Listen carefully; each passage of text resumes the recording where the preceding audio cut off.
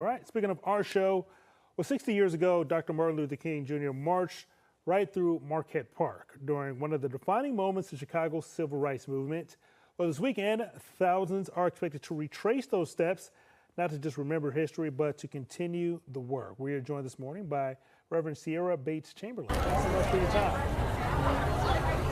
Thanks for having me. Well, look at you being out there in the rain. Yeah, way to go. You are equipped, you are decked out, and you are dedicated for being out there this morning in the rain. Yes. It's something that we must do. All right, well, 60 years later, we're talking about Dr. Martin Luther King literally marched through Marquette Park. Why is it so important to retrace his steps this morning? It's so important to retrace his steps this morning because unfortunately, 60 years now, we're right back into a fight where we're literally defending the soul of this nation. Right now, we're literally fighting for our democracy and for our freedom. 60 years ago, Dr. King and many others marched these streets advocating for our civil and for our human rights. And today we are marching these streets and we're still advocating for our civil and our human rights and to make sure that we're able to protect the advancements that Dr. King fought for 60 years ago. Now, a lot of people obviously know about the role that the South played in the civil rights movement, especially cities like both Selma and Birmingham. But some people don't realize is the role that Chicago played in all of this. Could you share some details on the role that Chicago played in the civil rights movement as well? Yeah, so when during the civil rights era, a lot of people, as you said, they thought that everything was just happening in the South, but they didn't realize the conditions that black people were living in urban areas. And so once they learned about the housing crisis and the unemployment and just the divestment and the terror that black people were living in, they realized that it was a fight that had to be fought right here in Chicago. And in fact, after Dr. King came to Chicago, he named that he hadn't seen any racism in the South like he saw in Chicago. And so that really set a stage nationally that racism and oppression wasn't just in the South. This is something that black people were experiencing across this country. And that's why this moment is important now, because it's not just happening in the South. Our rights and our protections are being threatened across this country. I can see a couple of dozen people behind you that are going to be participating in this march today. What do you hope that all those people feel as they're walking through the neighborhood? I hope we feel the strength of our ancestors.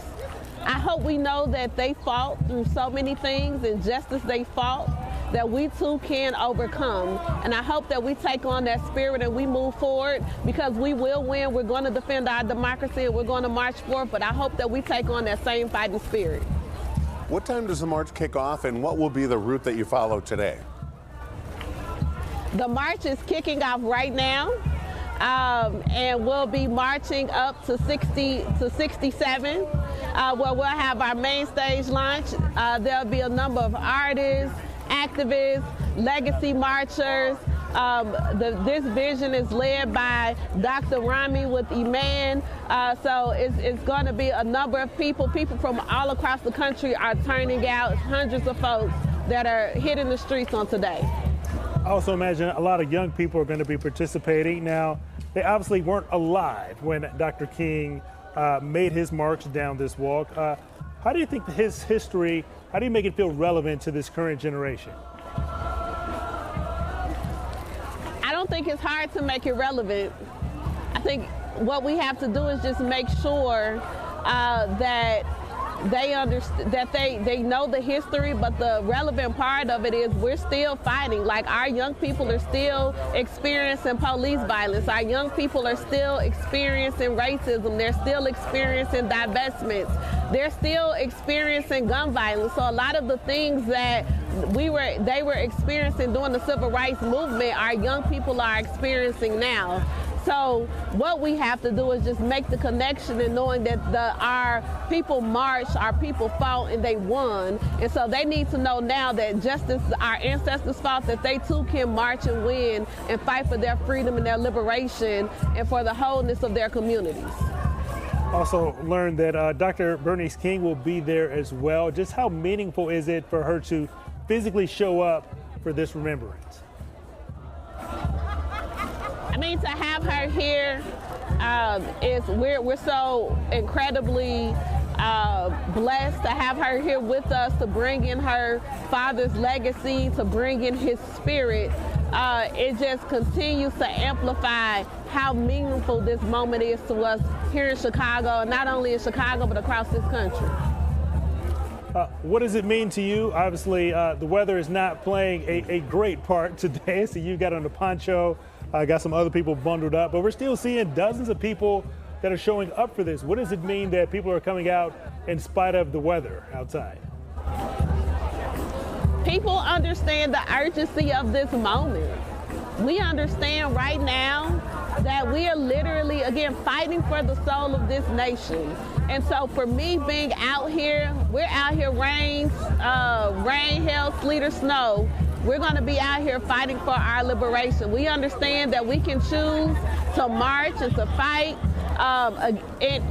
despite the weather, or we can be subject to what this administration is trying to put us through. And that is, we are resisting white Christian nationalism. We are resisting authoritarianism. And again, we are resisting the attempt to literally destroy our democracy. So we're going to be out here fighting to make sure we're showing up for our people in Chicago, for our people in Georgia, for our people in Arkansas, Tennessee, New York, California. We're showing up for all of us across this country today.